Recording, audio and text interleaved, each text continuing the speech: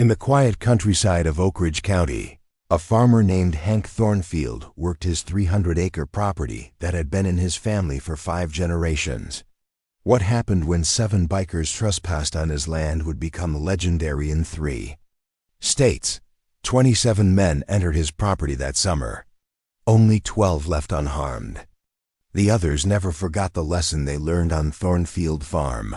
Tonight, we reveal what really happened on that fateful day when a pack of bikers confronted the wrong farmer. Before we continue with the story of Hank Thornfield, this channel isn't for everyone.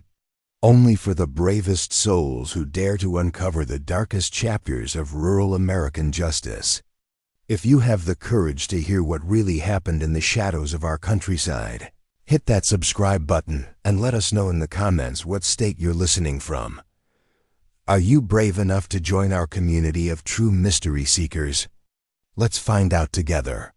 What makes this story particularly chilling is that it wasn't driven by random violence or spontaneous rage, but by something far more terrifying: the calculated determination of a man protecting what was his, hidden behind a facade of simple country living. In the summer of 2012, Oakridge County was experiencing the worst drought in 50 years. The once lush farmlands that stretched across the rolling hills had turned brittle and brown under the relentless sun. For farmers like Hank Thornfield, every day brought new challenges and mounting concerns about survival.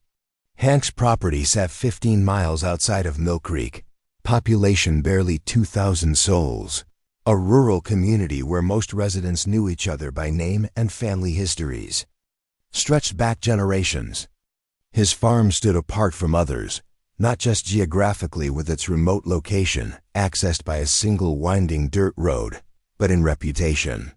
The Thornfield land had always been different, producing crops when others failed and remaining strangely verdant even in the harshest conditions. Hank Thornfield stepped out of his farmhouse on that scorching July morning, his weathered face creased with lines that spoke of decades under the open sky. At 63, he moved with the deliberate grace of a man who had spent his life working the land.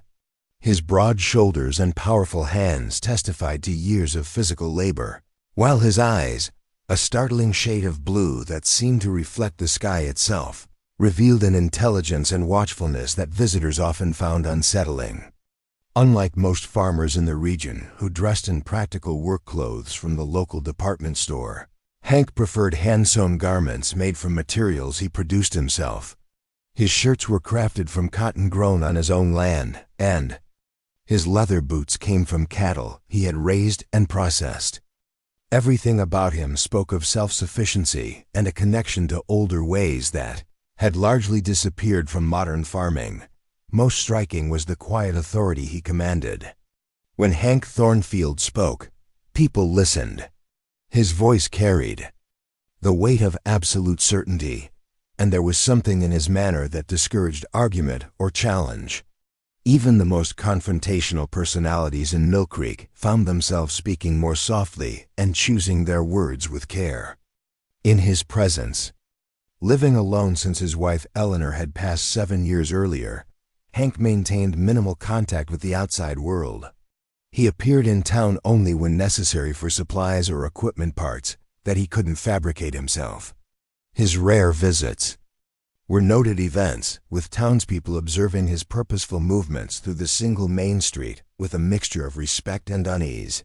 The Thornfield Farm's isolation suited Hank perfectly. His nearest neighbor was over 3 miles away, and the dense forest that surrounded much of his property created a natural barrier that discouraged casual visitors. The single access road featured a heavy gate with nitrogen monoxide trespassing signs, so numerous and emphatic that locals joked about Hank having bought the county's entire supply. What most people in Mill Creek didn't know was that Hank Thornfield was far more than the simple farmer he appeared to be. Before returning to take over the family farm following his father's death, Hank had served for 22 years in military special operations, including multiple combat deployments to regions whose names were rarely mentioned in civilian conversation. His training had covered everything from advanced survival techniques to hand-to-hand combat systems developed specifically for operators, working alone behind enemy lines.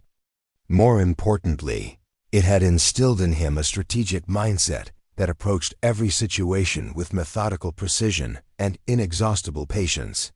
The farming community knew nothing of this background. They saw only a quiet, self-sufficient man who kept to himself and occasionally displayed unusual knowledge about subjects ranging from meteorology to metallurgy. His neighbors attributed these peculiarities to his voracious reading habits, evidenced by the weekly deliveries of books and scientific journals to his mailbox. Hank never corrected these assumptions, the skills and knowledge he had acquired during his military career remained his private resource, used primarily to make his farm more efficient and self-sustaining. He had no interest in reminiscing about his past or sharing war stories at the local diner. That chapter of his life was closed, or so he believed, until the day the Razorbacks Motorcycle Club discovered the shortcut through his property. Razorbacks MC originated in eastern Pennsylvania as a small group of Vietnam veterans seeking camaraderie after returning from a war that had left them changed and unwelcome in their hometown communities. Over decades, the club had evolved from a support group into something altogether different. By 2012, they had chapters in 5 states and a reputation that made law enforcement officers check their weapon readiness whenever club members appeared in their jurisdiction. Victor Viper Kazarian led the Oakridge County chapter with absolute authority. At 45, he combined cunning intelligence with a capacity for violence that had been honed during a 10-year prison sentence for nearly beating a man to death in a bar fight. His dark eyes revealed nothing of his thoughts, and his face remained expressionless, even in situations that would provoke visible reaction in most people. Standing 6'3" with heavily tattooed arms and a black beard that reached the middle of his chest, Viper physically dominated most rooms he entered. His voice, surprisingly soft and articulate, contrasted sharply with his intimidating appearance. He spoke rarely, but when he did, every member of the Razorbacks listened with undivided attention. Beneath Viper in the club hierarchy stood Ray Demolition Walsh, a former demolitions expert who had been dishonorably discharged from the Army after an incident involving explosives and a superior officer's vehicle. At 38, Ray maintained the muscular build of someone who believed physical strength was currency in their world. His explosives knowledge had proven useful in the club's more lucrative enterprises, particularly those involving secured locations and safes. The club's enforcer, Dominic Butcher Reeves, had earned his nickname through methods that even other club members found disturbing. His specialty was ensuring debts were paid and lessons were learned, using techniques that left psychological scars far deeper than the physical ones. Dominic's hollow-cheeked face rarely displayed emotion, though a slight smile sometimes appeared when he was assigned particularly challenging enforcement tasks. The youngest full member, Travis Prospect Ellington, had completed his probationary period just 3 months before the Thornfield incident. At 26, he still carried the eager-to-prove-himself energy that older members had long ago replaced with cynical pragmatism. His technical skills with engines and electronic systems made him valuable to the club, while his relative youth made him expendable for riskier operations. Rounding out the core group were the twins, Lyle and Logan, terror twins, Donovan, whose synchronized movements and ability to communicate without speaking unnerved even their fellow club members. Both men stood exactly 5'10" with identical shaved heads and goatees. They had joined the club after returning from Iraq with matching dishonorable discharges for incidents their military records described only as conduct unbecoming. The final member present that day was Garrett "Ghost" Wilson, the club's scout and intelligence gatherer.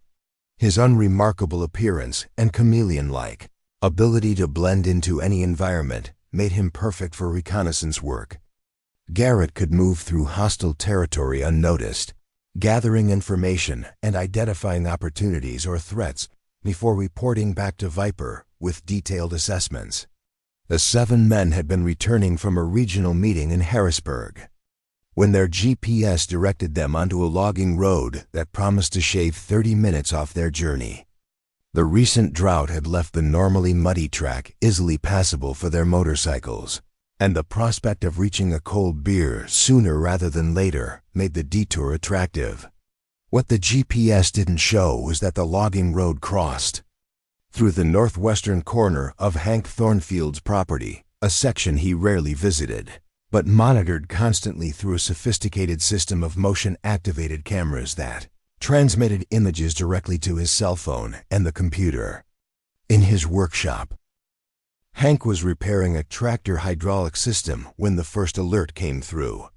He glanced at his phone screen to see 7 motorcycles passing the property marker that clearly displayed nitrogen monoxide trespassing warnings. His first response was measured.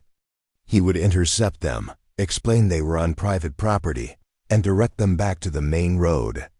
Loading his grandfather's double-barreled shotgun with rock salt rounds, painful but non-lethal at a distance, Hank climbed into his mud-spattered pickup truck and drove toward the coordinates where the trespassers had been detected. He had dealt with occasional hunters and hikers before, and these encounters typically ended with apologies and hasty departures once the interlopers understood they were unwelcome. What Hank couldn't know as he navigated the rutted farm tracks was that this particular group of trespassers operated by different rules. The Razorbacks didn't apologize, they didn't retreat, and they certainly didn't allow themselves to be ordered around by solitary landowners regardless of whose property they might be crossing. The initial confrontation occurred near an old stone bridge that spanned a usually dry creek bed. The bikers had stopped to consult their GPS, trying to determine how much farther they needed to travel before reaching the main highway. Hank pulled his truck across the narrow track, effectively blocking their path forward, and stepped out with his shotgun held in a deliberately non-threatening position. "Gentlemen," he called out in the calm, authoritative voice that had once commanded special operations teams, "you're on private property. This road doesn't connect to any public thoroughfare. You'll need to turn around and head back the way you came." The 7 men looked at each other with expressions ranging from amusement to annoyance.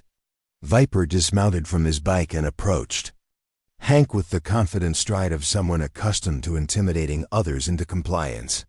"We're just passing through, old man," he said, his voice carrying that unexpected softness that somehow made his words more threatening. "Our GPS shows this road connects to Highway 16 about 2 miles ahead. We'll be off your land in 15 minutes and everybody stays happy." Hank's expression remained unchanged as he gestured toward the private property nitrogen monoxide trespassing sign, clearly visible on a nearby tree. "That sign and 30 others like it around my property line aren't suggestions. This is private land. There's no access to Highway 16 from here unless you plan to cut through another 8 miles of my farm and break down my main gate." The atmosphere shifted perceptibly as Viper registered the lack of fear in Hank's eyes. Most people responded to his presence with immediate anxiety, a reaction he had cultivated and relied upon throughout his leadership. This weathered farmer with his calm blue eyes showed no such response, and that anomaly triggered a warning in Viper's mind that was quickly overwhelmed by pride and habit. "Listen carefully," Viper said, moving closer until he stood just beyond arm's reach of Hank. "We're going through. How that happens is up to you. The easy way is you move that truck and forget you ever saw us. The hard way." He let the sentence hang unfinished, the implication clear. Behind him, the other club members had dismounted and spread out in a practiced formation that maximized their threatening presence. Dominic Butcher Reeves made a show of pulling on leather gloves studded with metal across the knuckles, while the Terror twins moved to positions that would allow them to flank Hank if the confrontation escalated. What happened next would later be described differently depending on who was telling the story. The Razorbacks would claim that Hank raised his shotgun in a threatening manner. Hank would maintain he merely adjusted his stance as Viper, and the others continued to advance toward him. Whatever the exact sequence, the outcome was undisputed. When Butcher Reeves charged forward, Hank fired a rock salt round that caught the enforcer full in the chest. The non-lethal ammunition performed exactly as designed, delivering excruciating pain without life-threatening injury. Butcher dropped to his knees, his face contorted in shock and agony as hundreds of salt crystals embedded themselves in his skin and clothes. The unexpected resistance triggered an immediate response from the other bikers. Ray Demolition Walsh pulled a heavy chain from his saddlebag while the Terror twins produced knives from sheaths concealed in their boots. Viper reached toward the small of his back, where he kept a 9mm pistol. Hank, however, had anticipated this escalation. Before any of the men could close the distance, he fired his second barrel toward the ground in front of them, the rock salt ricocheting up to pepper their legs with stinging projectiles. In the moment of confusion that followed, he retreated to his truck, calmly reloaded the shotgun, and used the vehicle's bullhorn system to deliver a message that would later be remembered word for word by survivors. "You are trespassing on Thornfield property," his amplified voice declared with unsettling composure. "You have exactly 3 minutes to collect your injured, return to your vehicles, and leave the way you came. After that, I will consider your presence a direct threat to my safety, and I will respond accordingly." The confident authority in his voice gave even Viper pause. There was something in the farmer's manner that suggested he was not making an empty threat. Moreover, he had already demonstrated a willingness to use his weapon, albeit in a non-lethal capacity. "This isn't over, old man," Viper called back, helping Butcher to his feet while signaling the others to return to their motorcycles. "Nobody makes the Razorbacks bleed without paying for it." Hank's expression remained impassive as he watched them retreat, Butcher cursing through gritted teeth as he struggled to mount his bike.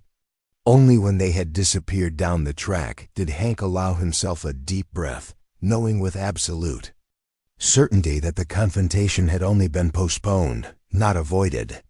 Returning to his farmhouse, Hank moved with the focused efficiency of someone implementing a long-established contingency plan. From a hidden safe beneath the floorboards of his bedroom closet, he retrieved a satellite phone that couldn't be traced through conventional means. The number he dialed connected him to a man he hadn't spoken with in nearly a decade. "Colonel," he said when the call was answered, "it's Thornfield. I may have a situation developing at the farm."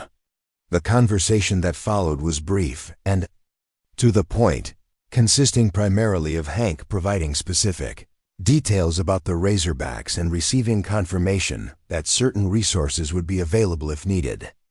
Next, Hank accessed a hidden room behind his workshop's tool wall. The space contained equipment and weapons that would have raised serious questions had any of his neighbors discovered them. These weren't the hunting rifles or shotguns common in rural homes, but specialized tactical gear that reflected his former occupation and the connections he had maintained. As he methodically checked and prepared each item, Hank's mind was already mapping out scenarios and response strategies. The farm's topography offered both advantages and vulnerabilities.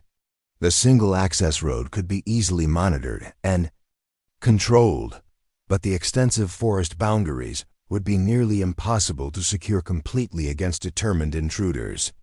What Hank knew that the Razorbacks didn't was that the entire property had been subtly modified over the years to create what military strategists would recognize as a carefully designed defensive perimeter. Seemingly random features of the landscape, drainage ditches, rock formations, and even the placement of certain trees had been positioned to channel movement along predictable routes that could be monitored and controlled. By the time darkness fell, Hank had activated systems that transformed the peaceful farm into a sophisticated surveillance zone. Motion sensors monitored key approach routes, cameras covered blind spots, and passive infrared detectors would alert him to any body heat signature larger than a deer moving anywhere within a mile of the main buildings. In the farmhouse kitchen, he prepared a simple meal of venison stew and homemade bread, eating methodically while reviewing satellite images of the surrounding area on a ruggedized laptop. His movements betrayed no anxiety or urgency, just the measured actions of someone executing a well-considered plan. Miles away, the Razorbacks had regrouped at their chapter clubhouse on the outskirts of Oakridge. Butcher Reeves sat shirtless on a wooden chair, while Ghost Wilson used tweezers to extract rock-salt crystals from his chest and arms. Each removal produced fresh cursing and threats directed at the farmer who had dared to challenge them. Viper. Kazarian watched this process with cold calculation, his mind already formulating a response that would serve multiple purposes. The confrontation with the farmer had become more than a simple matter of wounded pride. It now represented a test of the club's reputation. If word spread that a solitary landowner had successfully defied the Razorbacks, their carefully cultivated aura of intimidation would suffer. "We need to make an example," Viper announced to the assembled members. "Not just for him, but for anyone else who might get ideas about standing against us." The plan they developed over the next few hours was designed not merely to punish Hank Thornfield, but to completely destroy him. The Razorbacks would return in greater numbers, overwhelm any resistance, and then systematically dismantle everything the farmer valued. Buildings would burn, equipment would be destroyed, and the message would be unmistakable. Defiance carried consequences too severe to contemplate. What the Razorbacks couldn't know as they plotted their revenge was that they weren't dealing with an ordinary farmer protecting his property through desperate improvisation. They were unwittingly planning to assault a position prepared by someone with decades of experience in exactly the kind of asymmetric conflict they were about to initiate. As Thursday night gave way to Friday morning, neither Hank Thornfield nor the Razorbacks could have fully anticipated how the coming confrontation would reshape their lives and forever change the quiet community of Oakridge County. Just when you thought this confrontation couldn't get any more tense, the stakes are about to rise dramatically. If this story is giving you chills, share this video with a friend who loves tales of rural justice. Hit that like button to support our content. And don't forget to subscribe to never miss stories like this. Let's discover together what happens when the Razorbacks return to Thornfield Farm and discover exactly why Hank was the wrong farmer to threaten. The first indication that the Razorbacks were mobilizing came at 6:17 a.m. when one of Hank's perimeter sensors detected multiple vehicles approaching along the county road that passed near his property line. Moving to his monitoring station in the converted tool shed, he watched as a convoy consisting of 3 pickup trucks and 15 motorcycles turned onto the logging road that crossed his land. This was no small-scale intimidation attempt. The Razorbacks had assembled a substantial force, likely drawing members from neighboring chapters to ensure overwhelming numerical superiority. Through high-powered optics, Hank could see that the trucks were loaded with equipment, gasoline cans, chains, what appeared to be acetylene torches, and various implements designed for destruction rather than construction. Their intent was clear. They hadn't come to talk or even to fight fairly. They had come to obliterate everything he had built. The rational response would have been to call the county sheriff, report the imminent threat, and request immediate assistance. But Hank knew the limitations of local law enforcement all too well. The nearest deputy was stationed 20 minutes away, and the department's total force consisted of 8 officers, responsible for covering over 900 square miles of territory. By the time the Razorbacks reached the stone bridge where the first confrontation had occurred, Hank Thornfield was nowhere to be seen. The convoy halted as Viper surveyed the seemingly peaceful landscape with growing suspicion. The farm appeared undefended, no blockades, no visible security measures. Not even the farmer's mud-spattered pickup that had blocked their path previously. "Spread out," Viper ordered, gesturing for the Terror Twins to scout ahead. "He knows we're coming. This is too easy." Lyle and Logan Donovan moved forward with the synchronized precision that had become their signature, communicating through subtle hand gestures as they advanced toward the main farm buildings visible in the distance. Behind them, the remaining bikers formed a loose tactical formation that reflected their military backgrounds and years of operating as a cohesive unit. What they couldn't see was Hank, positioned 400 yards away in a camouflaged hunting blind that overlooked the entire approach to his property. Through his scope, he methodically tracked their movements, noting their numbers, weapons, and the disciplined way they advanced. These weren't ordinary troublemakers. Their formation and communication patterns revealed training and experience that elevated the threat significantly. The first phase of Hank's defensive strategy involved allowing the intruders to commit fully to their trespass. By permitting them to advance deep into his property without resistance, he established clear intent that would later prove crucial if legal questions arose about his actions. More importantly, it drew them into terrain that he had spent years subtly modifying to serve his defensive purposes.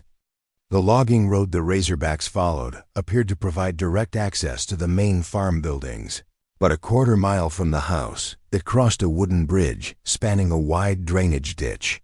This bridge, though appearing sturdy and unremarkable, had been constructed with a concealed structural weakness that could be activated remotely. As the first pickup truck carrying Viper and 4 other senior members reached the midpoint of the bridge, Hank pressed a button on a remote detonator. The resulting explosion wasn't designed to injure, just to disable the bridge with minimal force. Strategic support beams separated cleanly as small charges detonated, causing the entire structure to sag dramatically, its middle section dropping into the ditch below. The truck's front wheels broke through the collapsing planks, sending the vehicle pitching forward at a steep angle that deployed its airbags and left. It immobilized with its rear wheels spinning uselessly in the air. Behind it, motorcycles skidded to avoid the sudden obstacle, several riders losing control on the gravel surface. In the momentary chaos that followed, Hank activated the second phase of his defense: hidden sprinkler systems designed for irrigation.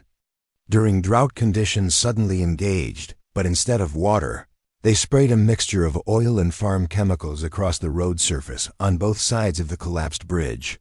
Motorcycles that had managed to remain upright now found themselves on a surface as slippery as ice, their riders fighting for control and largely failing.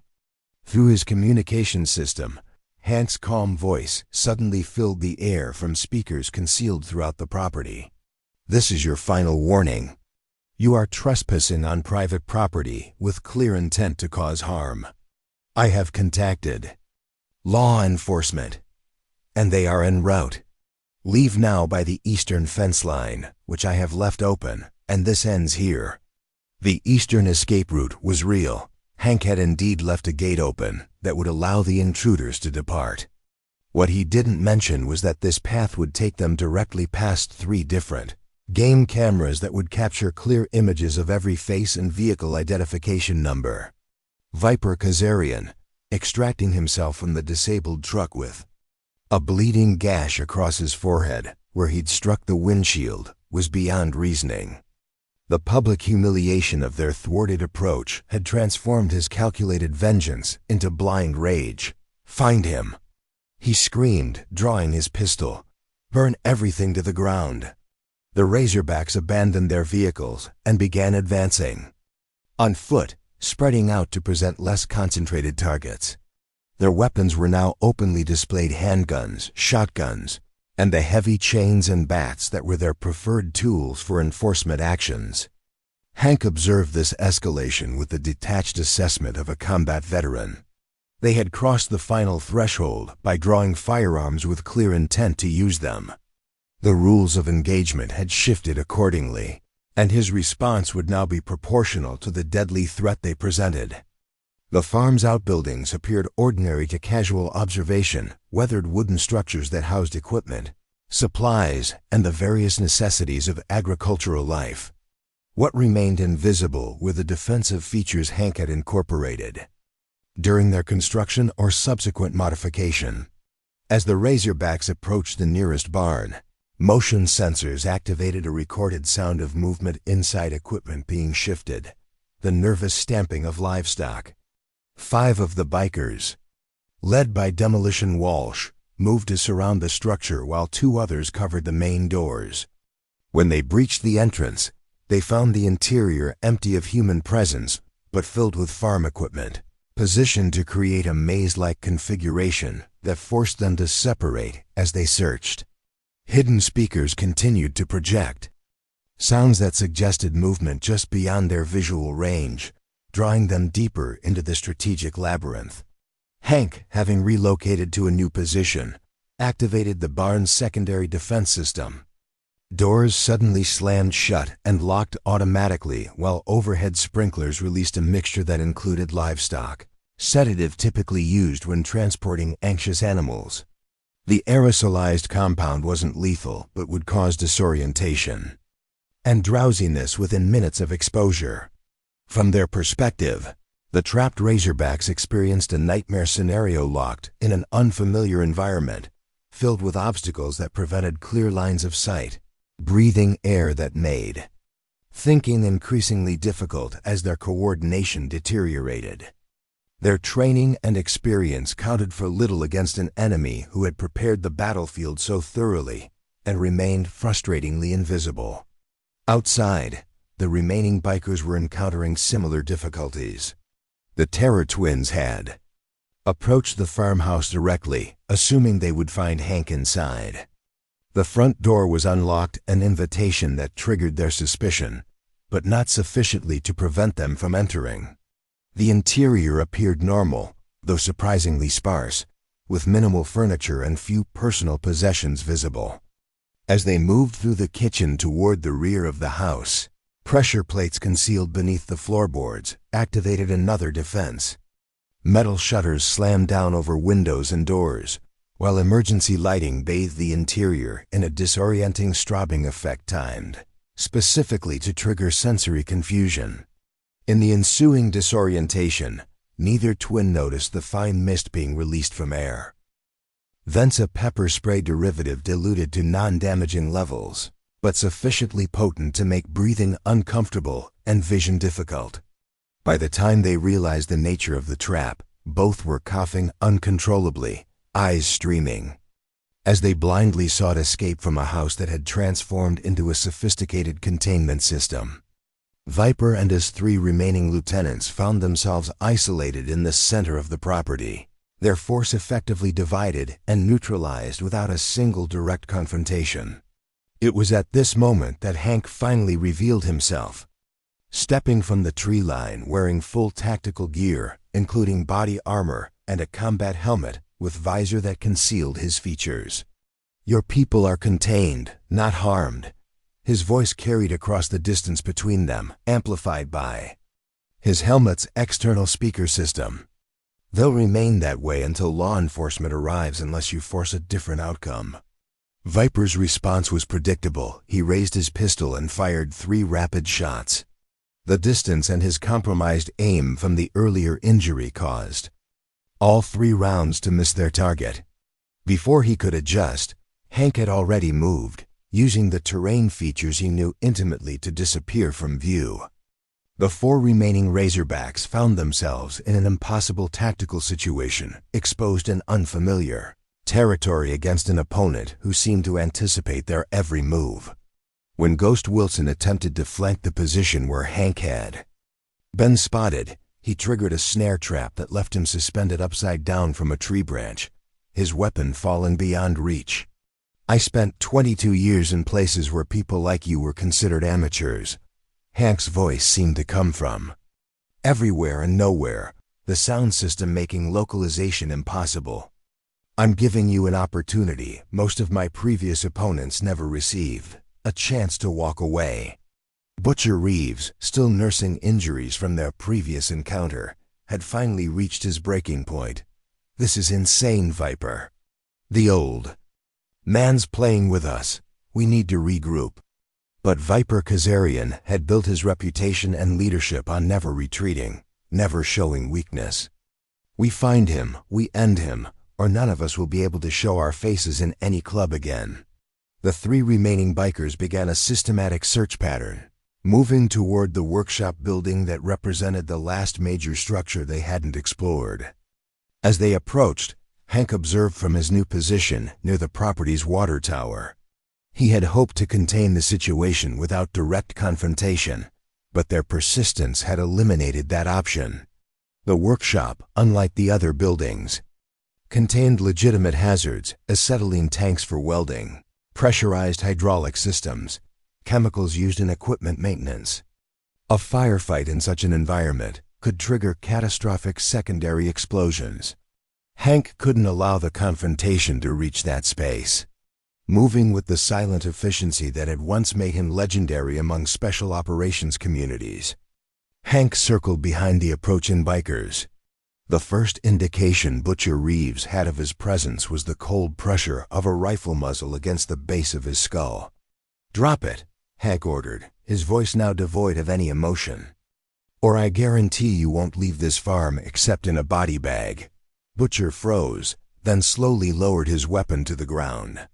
Behind him, Viper and Demolition Walsh turned to find themselves covered by a man whose stance and weapon handling told them everything they needed to know about his capabilities. "You've made a fatal mistake," Viper said, his voice struggling to maintain its customary control. "Even if you take us down, the club has chapters in 5 states. There's nowhere you can hide." "I'm not hiding," Hank replied simply. "I haven't moved from this property in 7 years, and I don't intend to start now. What you should be asking yourself is whether you want to die today for a shortcut that would have saved you 15 minutes of travel time." The standoff might have concluded there if not for the unexpected arrival of 3 additional motorcycles carrying Razorbacks who had been delayed and missed the initial confrontation. Seeing their president held at gunpoint, they immediately opened fire without assessing the full tactical situation. Hank reacted with the instinctive speed of someone who had survived multiple combat deployments. He dropped to a prone position, returning targeted fire that wounded but didn't kill 2 of the new arrivals. In the chaos, Viper seized the opportunity to retrieve his fallen weapon, swinging it toward Hank with murderous intent. The shot that prevented Viper from firing didn't come from Hank's weapon. It originated from the tree line to the east, where a man in civilian clothing, but with an unmistakably military bearing, had appeared holding a scoped rifle. The round struck Viper's hand, shattering bone and sending his pistol spinning away. "Target neutralized," the newcomer's voice carried across the suddenly silent farmyard. "Area secure." 2 more figures emerged from different positions around the perimeter, similarly armed and moving with the coordinated precision of professional operators. The Razorbacks found themselves surrounded by a force they hadn't known existed. "Meet some old colleagues," Hank said, rising to his feet with weapons still trained on the remaining threats. They happened to be in the area for a training exercise. Fortunate timing. The man who had fired the disabling shot approached, his expression revealing nothing as he surveyed the scene. "Sergeant Major Thornfield," he acknowledged Hank with a respectful nod. "Looks like retirement isn't agreeing with you." "Colonel Blackburn," Hank returned the greeting. "Your timing remains impeccable." The revelation of Hank's former rank registered on the faces of the conscious Razorbacks. The implications were transformative. They hadn't been outmaneuvered by a simple farmer, but by a decorated special operations veteran with decades of combat experience. Over the next hour, the situation resolved with methodical efficiency. The Razorbacks who had been contained in the barn were emerging from their sedative-induced confusion, while the Terror Twins had finally located an emergency release for the farmhouse security shutters and stumbled out, still coughing and disoriented.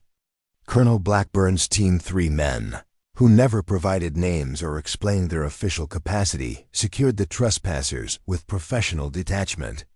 When county sheriff's deputies finally arrived, they found 27 razorbacks sitting in orderly rows under guard, their weapons neatly stacked and catalogued as evidence.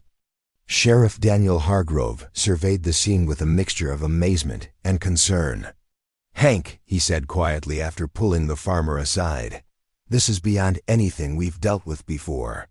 These men have connections, lawyers. This won't end with arrests."